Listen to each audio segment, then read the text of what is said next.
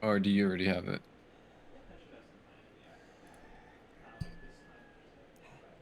It has been changed over. So we do see Potato Care Society banning or picking Bear Claw. I'm sorry. Now it is next to Skye Rangers.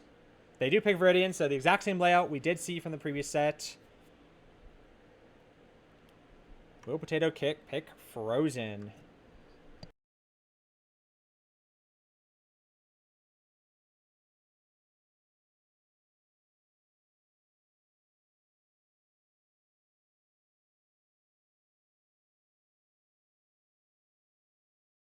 Potato picked HPG.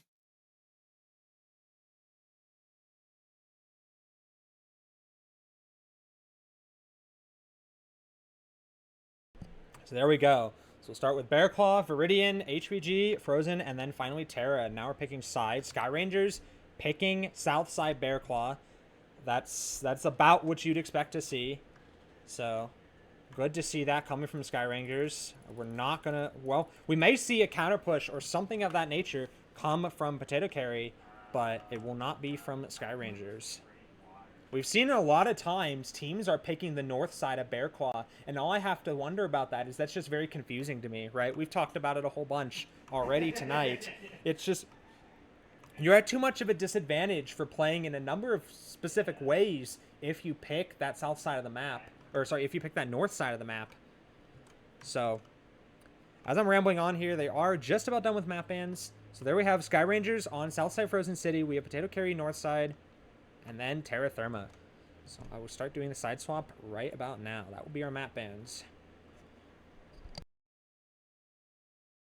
Hmm. I'm expecting Srot and Potato to do control strats on Bear Claw.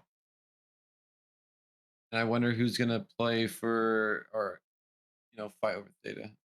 If they do try to fight over Theta with their lights, or will they just send their lights in the side caps and do side battles?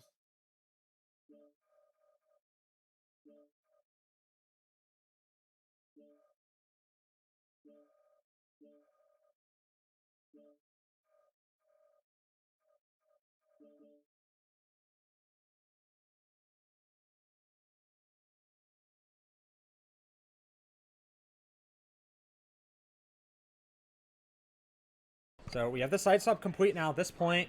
Team 1 is on the clock, 5 minutes. Oh, we need to change the map actually real quick. Focusing on doing Yes. everything all at once here. There we go. So the map is picked. That part is finally done. All right, cool. So let us go over to the map strat. Maybe we can talk a little bit about it.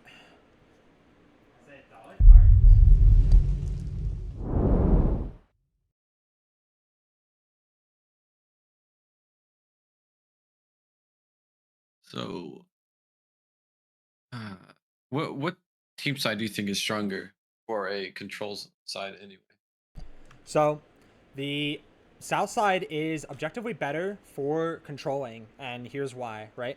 Not only is Mm-hmm. Theta closer to the south spawn, so literally if you have a light mech of Yeah. equal speed spawn south and a light mech of equal speed spawn north, the south mech will always make it first, and more than likely not be able to get cap points on the cap rather than north side. And in addition, we have this very strong sort of G6 rock right here. We're not seeing a lot of teams use it too much yet, but this rock, if you put any sort of lasers on it, can shoot right past this all onto Theta, covering all these sorts of angles. The only thing it can't see is just like all the way to the left here, which is almost no man's land, right?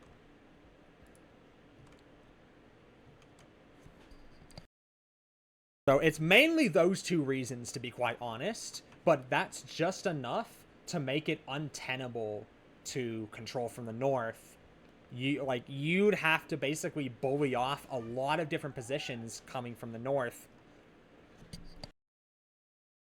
Um, you have to bully off a lot of different positions. You have to bully off almost everything around here, almost everything around here. It's just very untenable just to get Theta, because the reality is Theta is a very open cap. Yes, you have buildings, sort of, to the left and right, just a little bit something like that. But it's still just so open that any sort of light mech just absolutely numing anywhere up here, nume anywhere up there.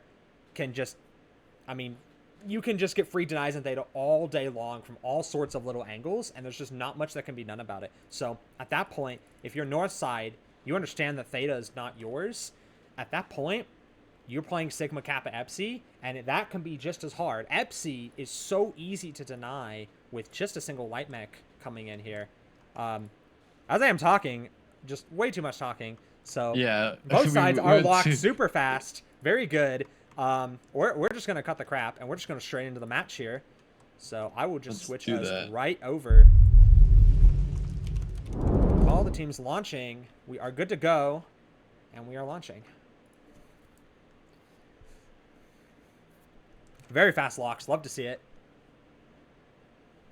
Looks like Team 1 chose Alpha Bravo, but Lances really don't say anything. But I am expecting Surratt's Team 1, right? I think they are, right? If Surratt is doing a controller side, then they're gonna try to get Sigma, Theta, FC, or maybe Kappa, depending on what their lights are gonna. I think it's gonna be FC because they are spawning Bravo Alpha, but.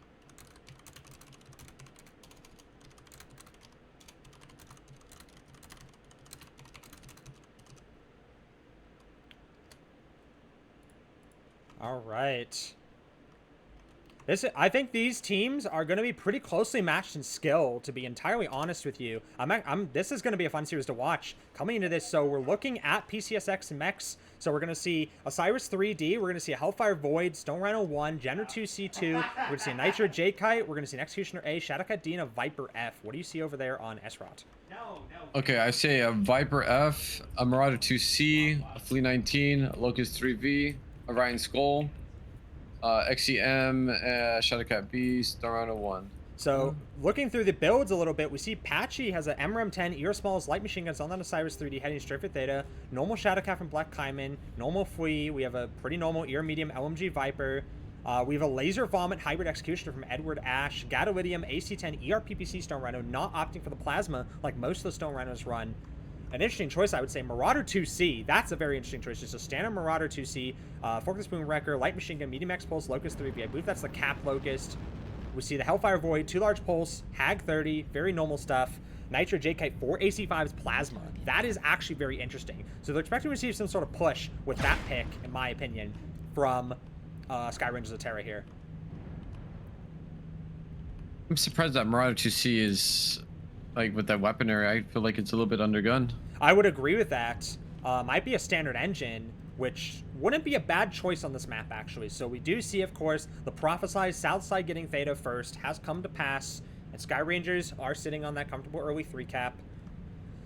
So at this point, if you're Potato Carry, you need to quickly figure out a solution for Kappa, because this map can just kind of be a stalemate if both teams play this sort of cagey rotating control style, which is exactly what they're doing. So we do see Potato Carry is acting, though. They're acting pretty fast. They're moving their Nitro, Stone Rhino, Executioner. They're starting to move a lot of their assets towards the Epsilon side of the map, with the Hellfire, Jenner, Viper already on that side of the map. I think what Potato is trying to do is spread toward, like, across the airfields, which is kind of a good idea. I think it's a good idea, doubly so, very considering, or very awkwardly, I should say, we have the SROT mechs all just clumped up on Theta, if you notice that.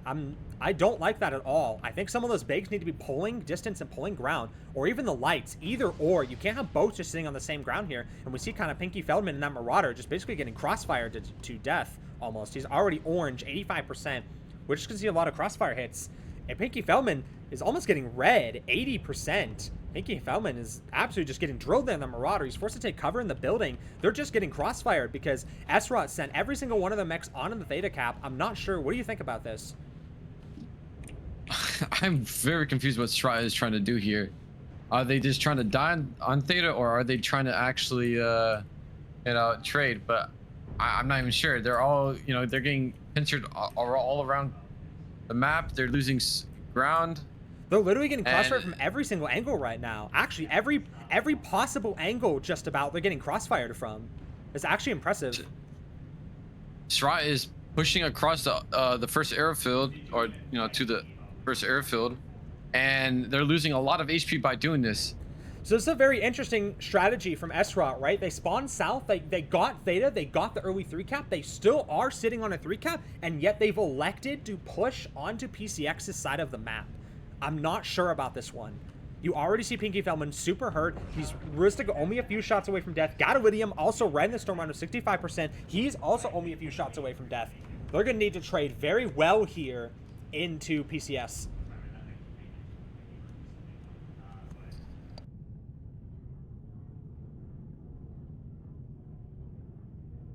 Potato's been doing a good job by trading here with their long range. Their storm run is actually very healthy, so if they try to push out, I think that thing is just gonna kill every mech that goes around the corner.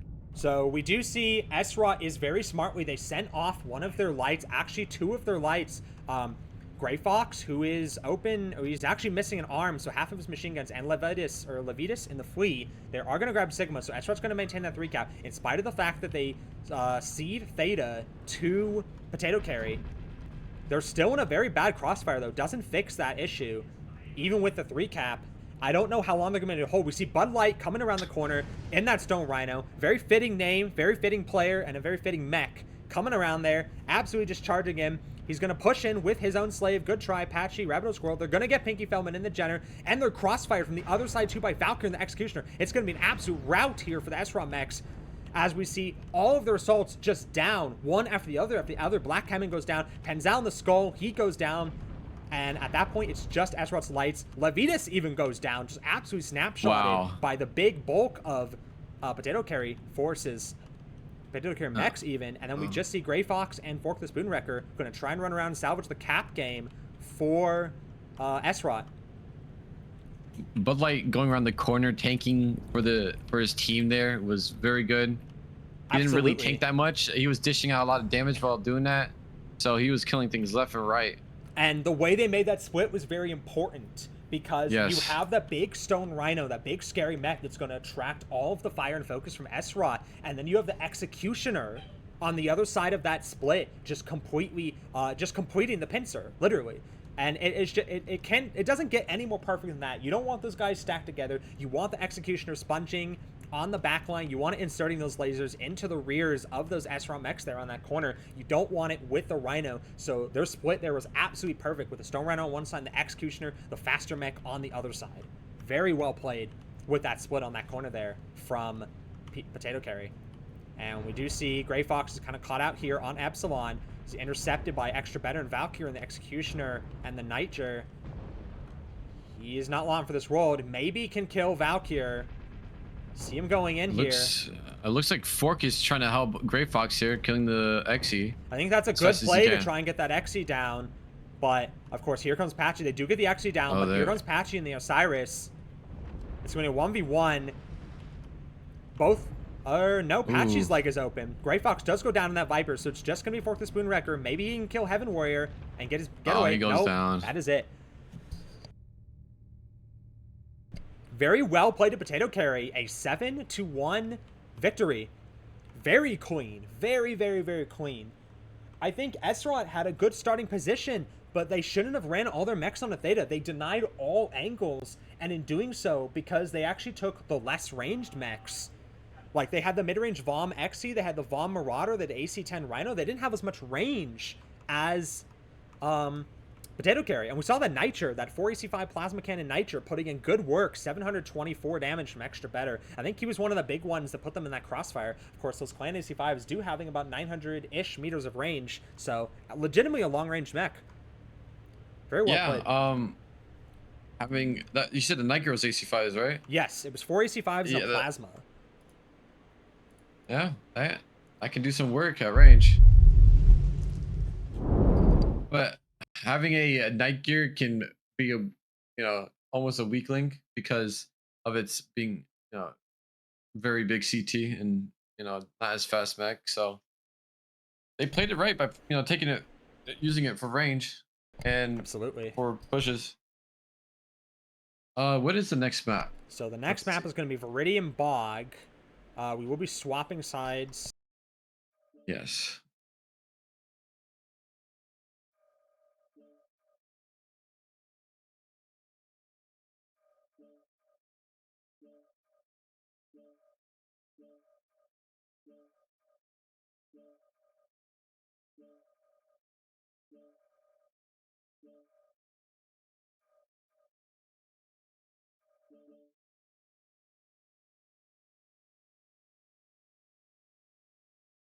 I believe that is correct. We're good to go. Side and swamp map. 5 minutes for team 1. So, um, yeah, that was I really like SROT cannot just like give up all the map control like that. Yeah, they need to Especially spread out. particularly with the mechs they brought, right? Like we saw in the previous series with FGRD. Um, FGRD did something like so they brought more pushing mechs on Bear Claw, right? We kind of saw it happen very similarly with FGRD, where they basically just pushed through Theta and then got stuck on a rock. In fact, on the opposite side of the rock that Sky Rangers got stuck on, right? But they took faster and more aggressive mechs to do it with, and tankier mechs to do it with. So they were able to get to that rock faster. They didn't bleed as much HP doing so, and they weren't as indecisive. It seemed like Sky Rangers were very indecisive there, standing on the Theta cap with all their bigs, especially Pinky Feldman, the Marauder. I'm not sure what he was planning to accomplish, but he's just outranged, outgunned, out armored, out everything there, standing on Theta with that Marauder. So I think what I wanted to see from Strat was having their bigs maybe like hide low ground E5 or have their big split like around the ramps. So if they do try to push up, they would have multiple angles to, deal uh with Potato Society if they did try to push up. But I think they just needed to, survive longer to get more points and try to hold data as long as they can without taking too much damage. agreed. I think SROT would have been a lot better off that match. They would have been better backing off of Theta and trying to make more of a concave onto that Theta cap. We can even pull up the map shot a little bit, just a little bit what we're talking about here. Put that over real quickly as these teams are ready and lock up. So SROT kind of just balled everything from that south side, just literally just like a cluster, just an absolute cluster of mechs there. Would have been a lot better if maybe, let's say you put the Marauder here. Let's say you put the, or even the Stone Rhino. Sorry. Let's just say you put the Stone Rhino here. Let's say you put the Marauder here. Let's say you put the XE out wide right. Just with that, those changes, you make those guys, you pull those guys out of your crossfire, and you give them crossfire onto Theta, meaning PCX has to get aggressive on either one of the side caps, or they have to just push onto Theta, which is just playing to your advantage if you're Esra out there sitting on that Theta cap. Like, the way they played, it seemed like to me they didn't realize or they didn't think they could have a cap advantage, which is strange considering they were on south side. Yeah, it's kind of weird that they literally didn't go for Epsi Right. as well. Like, I feel like Kappa is more dangerous than Epsi in the early game. Both teams could definitely like send wolf packs on side caps, but if you if you're not playing to catch someone, you just have to worry about the other team trying to catch you. Uh, but like you said, Strat should have done what you said. Um, So or oh let's look yeah, at team one. Viridian a little bit here. Yeah, let's look at. So I'm. Where do you think Potato will set up, or if they are gonna set up, maybe do receive some or control. Right. So, just kind of looking at the lobby right now, we see SROT is locked in Alpha Charlie on Team 1, which means that says to me they're not really playing left side of the map. They're not going to really be trying to play backwards like we saw FGRD do earlier. I think they're going to be playing more forwards, more aggressively. And to be honest, I think that might benefit them because we kind of saw what happened when the trade game was just evened out. We kind of saw that PCX just took it ahead, literally, with their excellent crossfire onto the SRL mechs sitting on Theta. Sitting on Theta. So, I mean, I honestly think Strat might actually do a push. Have Charlie Lens go low ground and have Alpha Lenses go over E5. I think so Push. too. And this is a elimination match for both of these teams. So I would expect to see things we've not seen before from either side, I would expect to see things coming out of both these teams we haven't seen the entire tournament, to be quite frankly honest.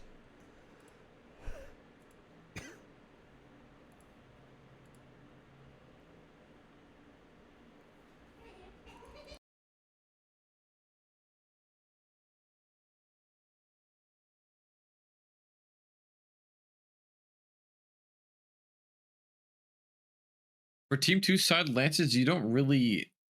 It doesn't really tell much either. I mean, they could also push, but I don't expect Potato to push.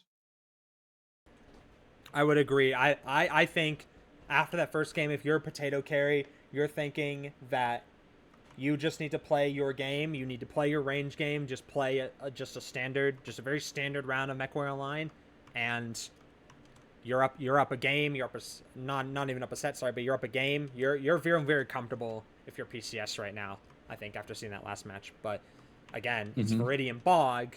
It is, and we have traditionally seen a lot of pushes come from Team 1 side. In fact, I would argue more pushes, successful ones at least, come from Team 1 than Team 2 throughout the duration of this tournament, and that would include in CompQ, I suppose. So we do see these teams. I agree. Readying up. They're just about ready here. They do say locked, so I think we're just going to go straight into it. We're launching. Both teams at 480 tons, notably. Not much tonnage deviation here.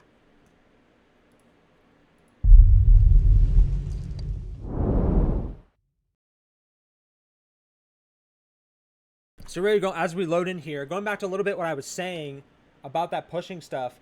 So if you're really PCSx, you're sticking to the fundamentals here.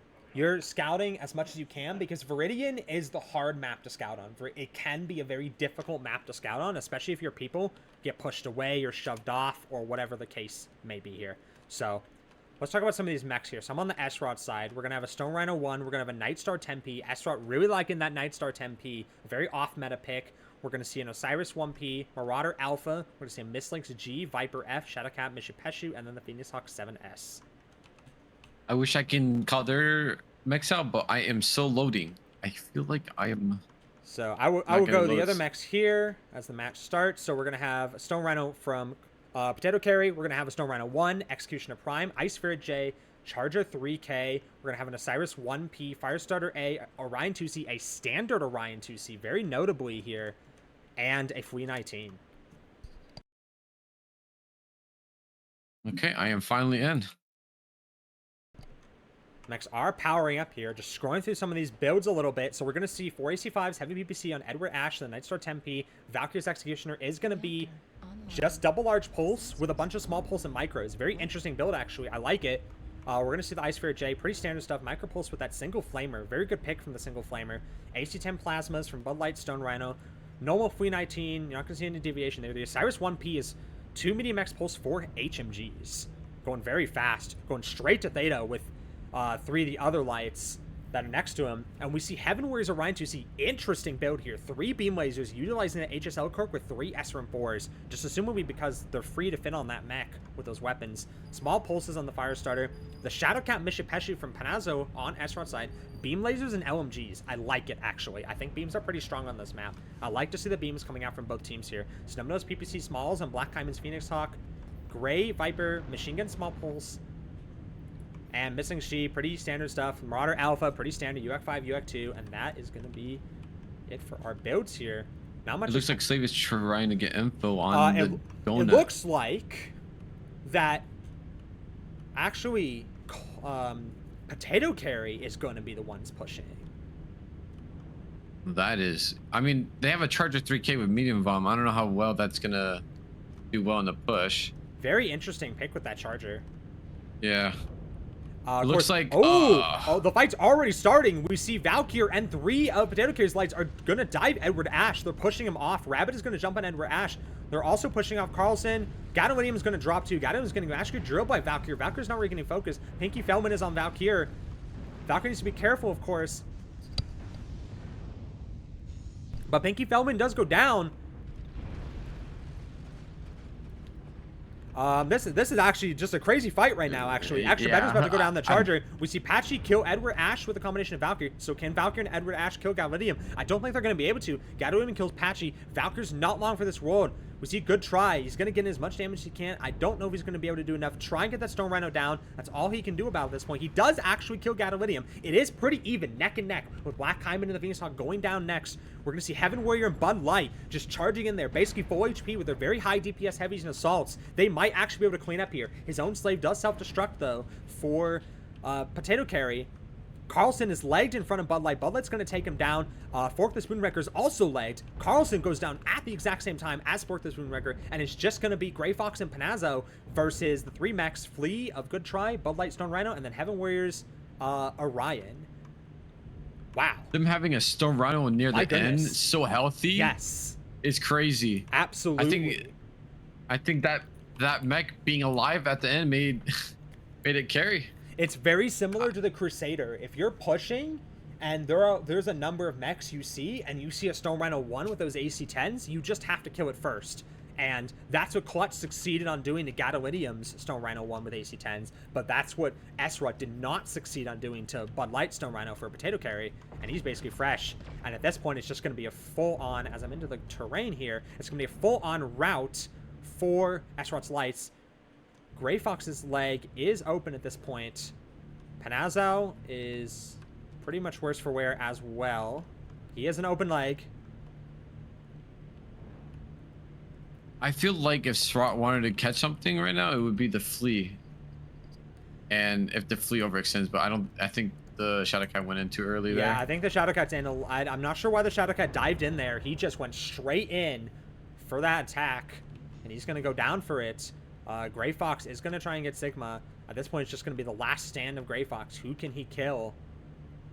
I don't think he can stop the pain train that is Good Try's Flea, though. Good Try's leg is open, of course. And then Heaven Warrior, who's completely fresh.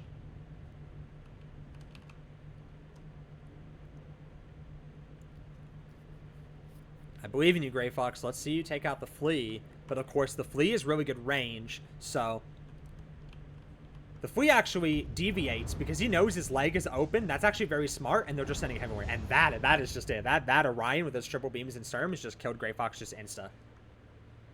Man, that was intense. Like, that was crazy. That brawl, I didn't expect a brawl from both teams. Yeah, like that actually was crazy. That was pretty close, all things considered. I just think the difference in like target prioritization for the two teams, and I think Esrot's assaults just all standing there, just making themselves a target, I think that kind of just dictated the flow of the battle. Like, Potato Carry knew that coming in, and they're just like, okay, we will throw away all of our lights and our Executioner to get these men killed. And that's exactly what they did. They did it very well. Meanwhile, I'm very surprised they focused the Charger first instead of the Stone Rhino. Yeah, absolutely.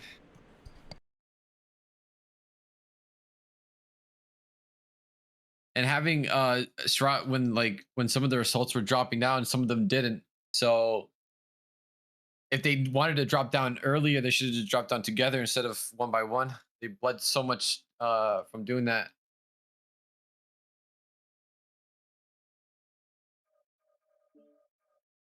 So this time we're going to HPG. We haven't seen HPG. I don't think we've seen HPG yet today. I might be mistaken.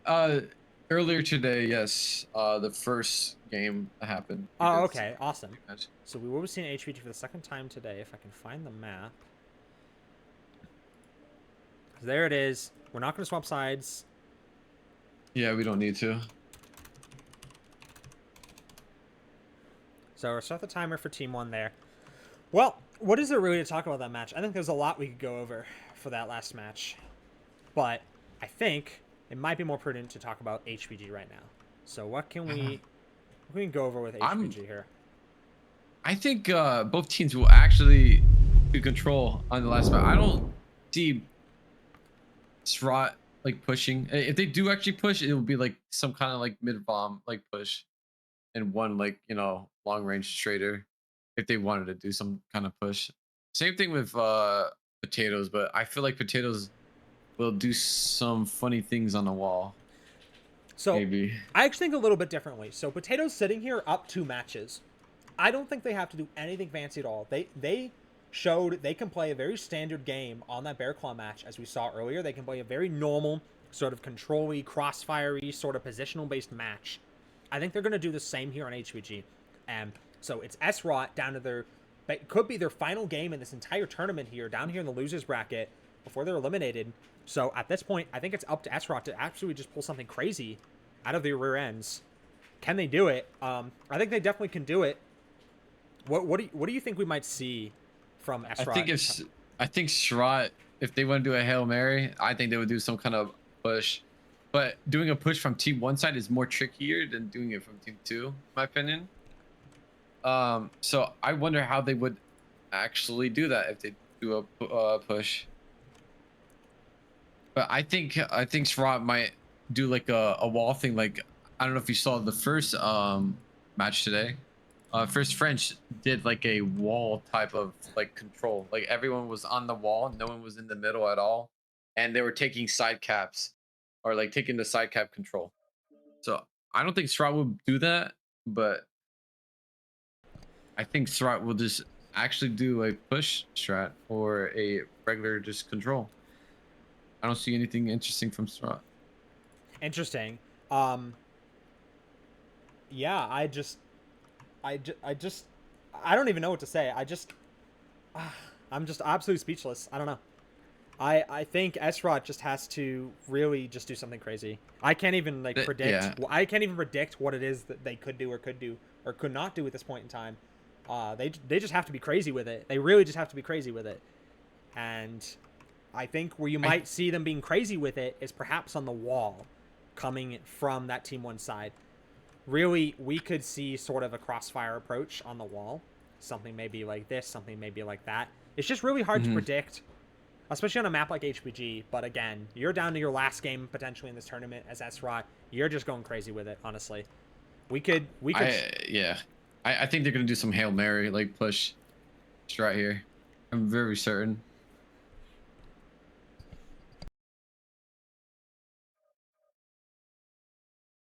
Seeing Srot position himself like Bravo Charlie, they're definitely gonna take more of the south side control, having one of their lights get Epsi for, you know, making sure they don't know what they're doing. Agreed. Uh and then Potatoes doing Alpha Bravo Charlie having more of an even you know, playing field or, you know, map control. They're gonna have people in F4 probably sitting there scouting, and they're gonna have someone jump up to D3 maybe to scout to see if what Strat is gonna do.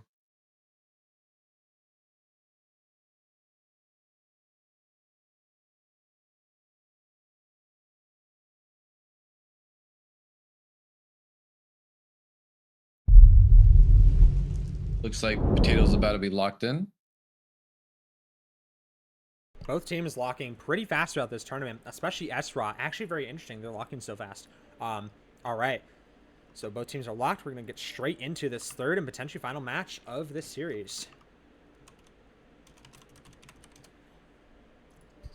Ready? We're launching. Hopefully my game can load fast enough. True.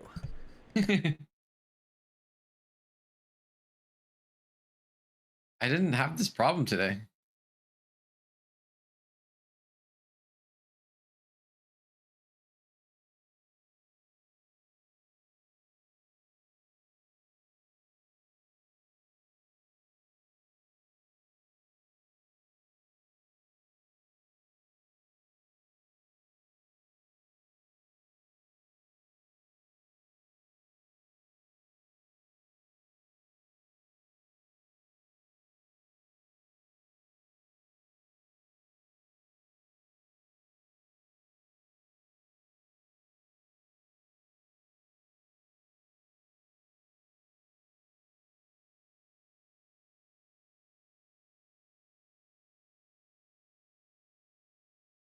All right. So both teams are coming in here.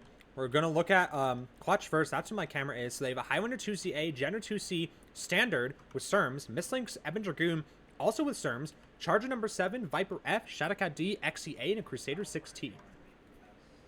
Did you do Srot there? I did. I did. Oh no. Okay, I'll do Srot. Yeah.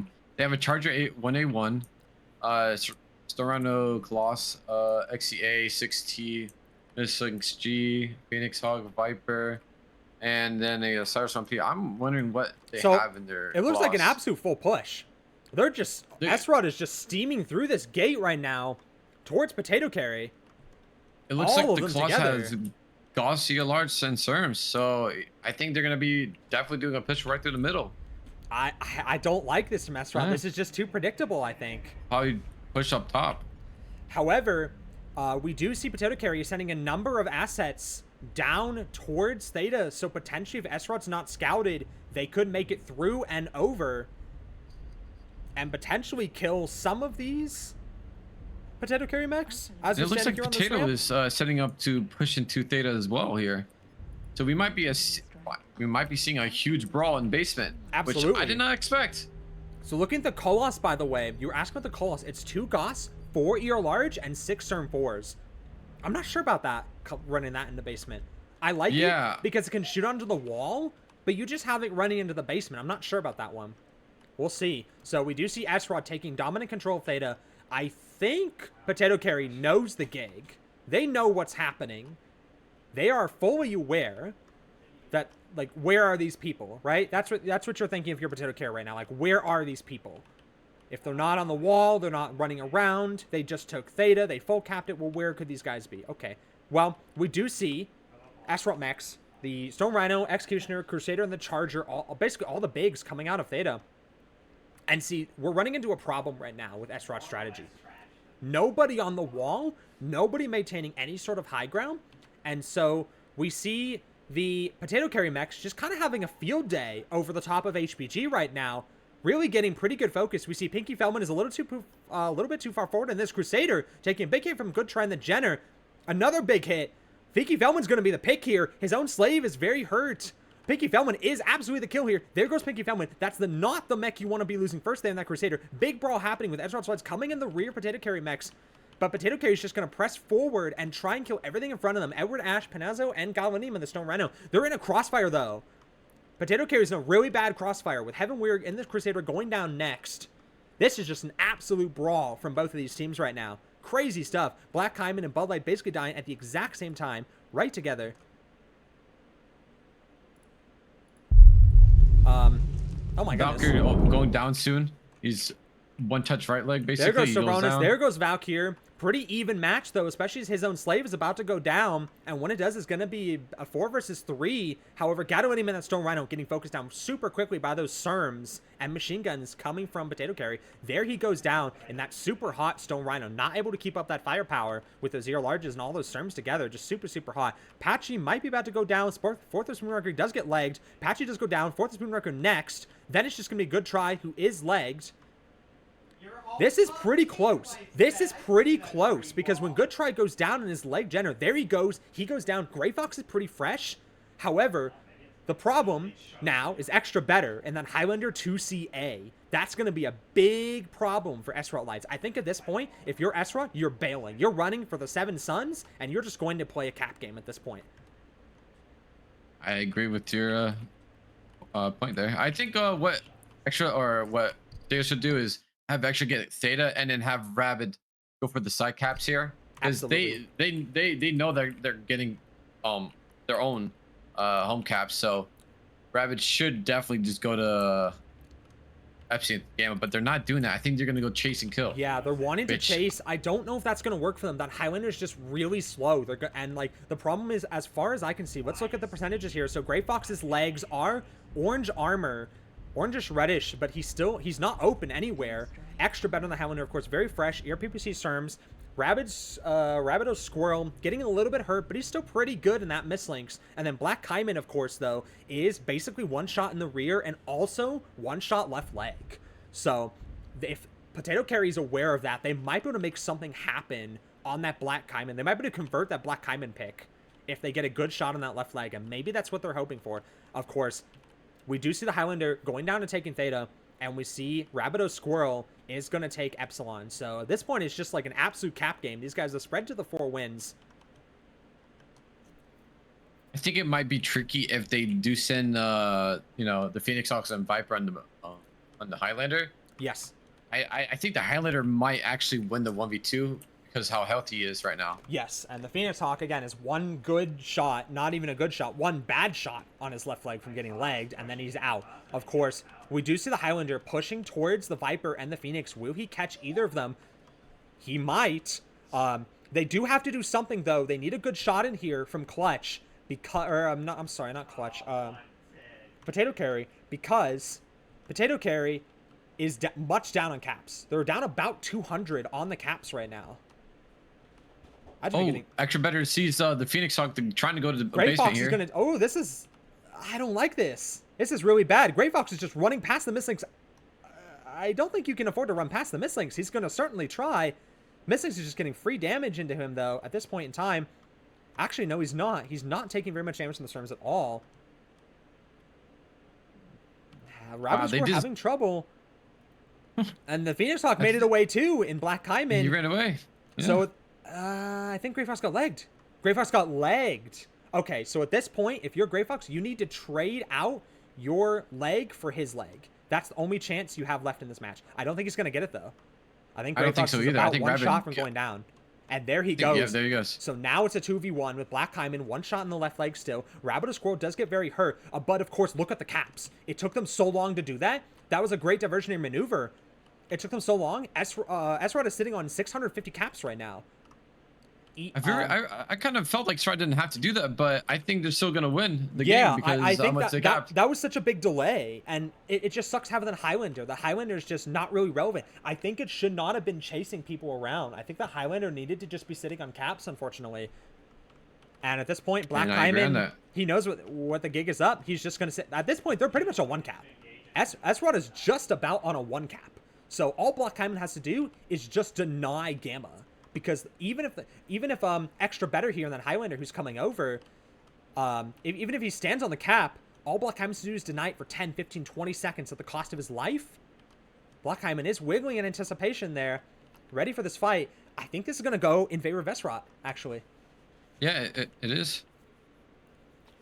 Very good comeback from S-Rod. We talked about it earlier with some of these teams and their lights not wanting to play caps and wanting to just commit to fights. And we see S-Rod took those lessons to heart, and they, instead of committing their lights to a fight that it's just impossible they're ever going to win that against a fresh assault, you just have to run and abuse your speed.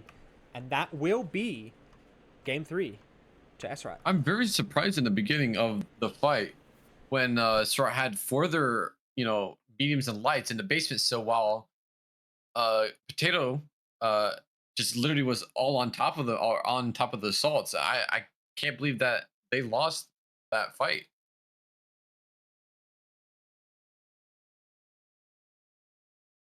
I think S-Rod just had such a good. They had a good response. Their lights were ready to jump in the back of Potato Carry, and that's really what helped bring that match so close as it was.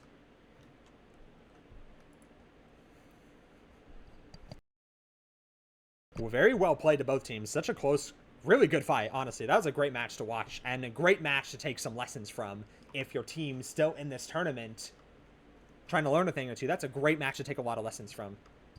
So now at this point, go straight on to Frozen City. We will swap sides. Yep.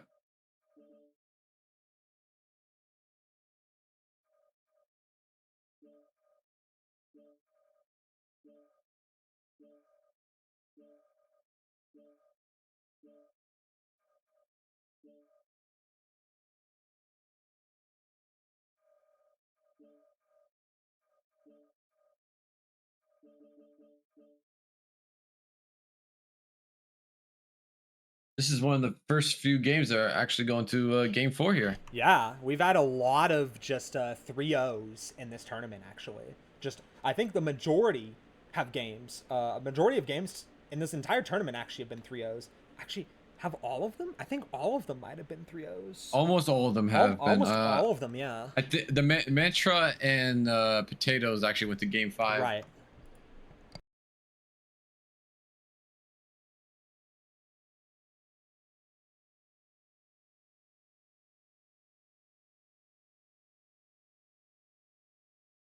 I don't know what to expect for Frozen City here. I don't know either. I still like you're Esra, you're feeling really good after that win. And if you're Potato, you're thinking, okay, well, we need to be more worried potentially about Lights capping us out. Potato Carry is still one game away from closing out this series and eliminating Esra from the tournament. Let's take a look here at what a Frozen might look like from these two teams. I think Potato being on team one, they have a good advantage. I'm very interested in seeing how Strat will deal with them on team two. I'm more concerned about what Strat will do. Absolutely. I think Potato will definitely just try to like keep a 3 cap. I think they should try not to do anything risky. I feel like they've been doing risky things, especially on the last game, having a Highlander up on the wall. I think it should have been closer into the game, way earlier. But I agree with that actually. That's a good observation that I didn't really point out when we were in the match. When you have that Highlander is pretty slow, so it and it is. seemed like Potato Carry was always planning to push that. I thought at first they were looking to receive, which they certainly were at first looking to receive. Maybe they expected Esrot's push or maybe they didn't, but they were looking to receive at first. They were all standing on the edges of the ramp looking down for Esrot to just come up right into the fatal funnel, right into the choke point, but they didn't. And then as soon as they realized they didn't do that, they immediately counter pushed, which was a good reaction considering the deck and all the mechs they had and everything like that. But it kind of left that Highlander alone, and he almost wasn't. I don't think he was in the fight very much. I don't think he was. I think he got there near the end Yeah. of the fight.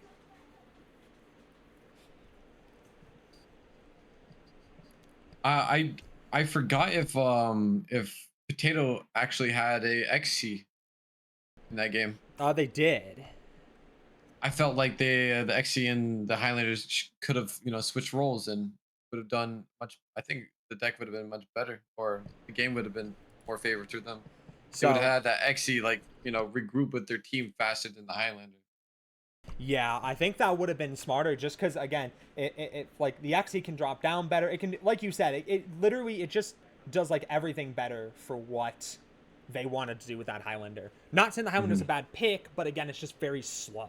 And Yes. like we both agreed, I think that Highlander was not really in the fight, especially not during the thick of it. And imagine if that, like if the roles were reversed, you had that Highlander in the fight just a little bit sooner, and then the XE coming in, the speed difference might have made the difference for Potato Carry in that last match. It looks like both teams are ready and ready to launch. So. Absolutely. Let's launch into this fourth game.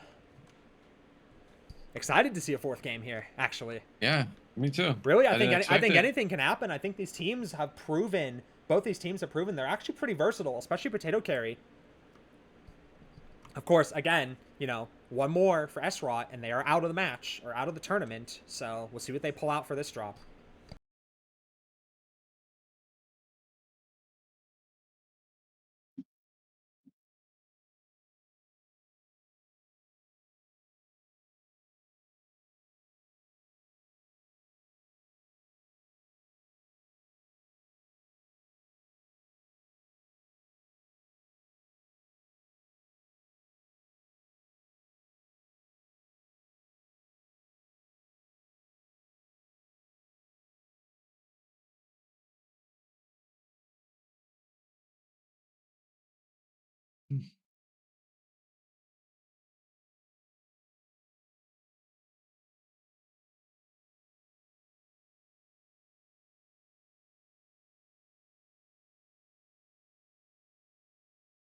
All right, I'm actually in the game already. Excellent. Do you want me to go to team one or team two? I will start with Potato Carry, Team 1. So we'll Okay. start with the Osiris 3D, a Stalker 5S, Annihilator 1P, Arctic Wolf 2, interesting pick, Hellfire Void, Corsair 7A, love that mech, great pick to trade with, Flea 19, and a Shadowcat D. On my side, I see a Shadowcat B, a Viper F, Osiris 1P, Dorina 2, XCM, Ice Ridge J, Javelin 11A, and a Blood-ass Rancor. Very So interesting. Looking at some of these builds, Pinky Feldman's Rancor, for example, does not have the micros you traditionally found in the Rancor. I think that's a little bit of a mistake there. Gadolinium Stone Rhino, Gaussier Larges, of course. Edward Ash, Ice Ferret, very standard. Javelin 11A from Fourth Spoon Record. That's a very eccentric pick. I don't think we've seen a Javelin 11A the entire tournament. I don't know if we've seen a Javelin 11A the entire year. This might be the first I've time this actually, year. I think I brought it in one year or one of the tournaments, but I don't remember. Exactly. Like, it's very uh, eccentric pick. yeah. I'm not sure they hope to accomplish with that. In theory, it's not that bad, but just a very mid-rangey sort of pick. Tux, Nat Osiris, Light Machine Guns Medium, X-Pulse, extra better than the Annie, of course, ER Larges, trading against the S-Route Mechs, the Hag stepping onto Theta for free, the Hag Hellfire, sorry, with the Hag 30 and the Large Pulse. We see the Goss ER Large from the Corsair. Interesting, only 3 ER Large, not 4. Good try on the Flea, of course, the normal build. Shadowcat, pretty normal stuff. Stalker, 6 ER Large, about what you'd expect. And, of course, the Arctic Wolf. We've seen this build in the past, or very similar, with the 2 ER Larges and the 4 Storm 6. I believe it was brought a fair bit last year. I kind of like seeing what Srot's trying to do here. They're pushing Upper City, trying to get Epsi and Gem control, I'm assuming. And they want to push their bigs probably in. So trades are right now going in favor of Clutch. We see Esrod's Pinky Feldman down to 83, Gadolinium 78, Gray Fox even 80, and of course Panazzo, or Penzazo, I think that's how you say that. Sorry if I botched your name. And the Executioner down to 90. Rabbito Squirrel, though, is taking a lot of damage for Potato Carry and that Arctic Wolf. I think he needs to just keep his head down a little bit. Great logo on the back with the NASA logo. Love to see it. Potato Carry, of course, is sitting on the 3 cap, right? So Esra is going to have to react at this point. Pinky Feldman is starting to get even more and more hurt in that Blood-ass. Gadolinium as well. This is a little bit troubling. It looks like Srot is pushing into Gamma right now, and they're going to try to chase Slave and the Shadowcat, and might even get the Stalker if he's not fast enough backing up here. Pinky Feldman is in a deep spot of trouble here. Patchy and the Osiris could literally just dive Pinky Feldman and get that kill right now. I don't think he realizes that Pinky Feldman is so close, but of course Pinky Feldman is just getting beat to absolute piss by the all of Clutch's mechs, really, and he's just got halved 45 and he gets caught out dead. That's absolutely shocking. Gadolinium will not be far behind. We do see, however, a light offensive from Esrot coming in the rear of Potato Carry. Gray Fox is legged in the Viper in the air. He's going to go down in short order. He's not legged, actually, but he will still go down in short order. And he's tanking very well here. He is actually tanking a lot of damage and a lot of fire from the Zero Largest from Clutch. Clutch, or I keep saying Clutch. I screw everybody's names now. I'm so sorry. It's all good. It's Potato Carry is... I screwed up Revenant's names earlier. I'm so sorry, everyone watching. We do see, of course, Valkyrie and the Corsair going down. Extra better. Potato Carry's extra better going down next in that Annihilator. They do get Panazzo and Tux, though. Good try in the Flea 19. They're just coming the rear there. Patchy and good try. Can they clean up the rest of Esrot's lights? I think they're going to be able to. Looking at the score, actually, it's less close than I suspected it would be. It's just Fork the Spoon Wrecker and... Fork the Spoon Wrecker, even, and Edward Ash. Just left in those 2 mechs. Need to try and run and get caps. Of course, Esrod is doing... No, sorry, that's... Potato, right? Or Srot? Potato Carry. Mm-hmm. I mean, that's it for the match. That's...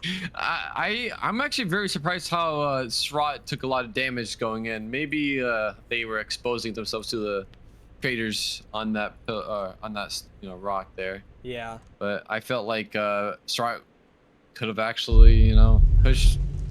I think if they were more healthy, I think they could have won that push there. But great radio cast from me as well. Just absolutely screwing everything up. Really epic. I guess everyone's got to do it once. So.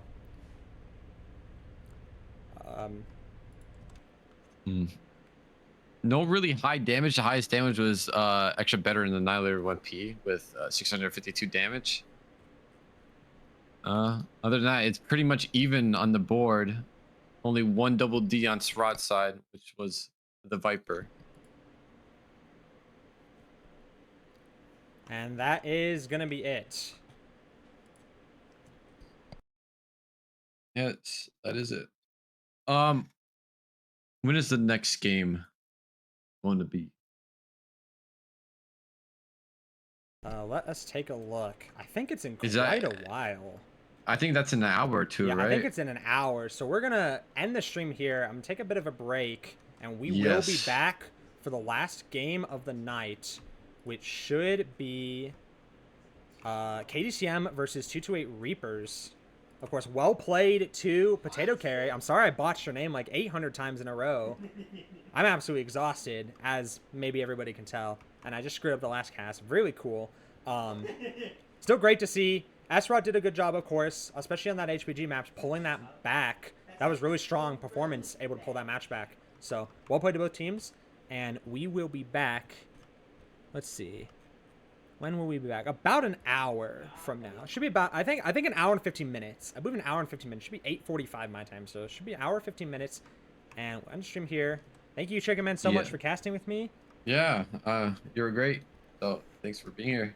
And thank you, everybody, for watching. And we will be back for the final match of the night. KDCM versus 228 Reapers. See you guys then.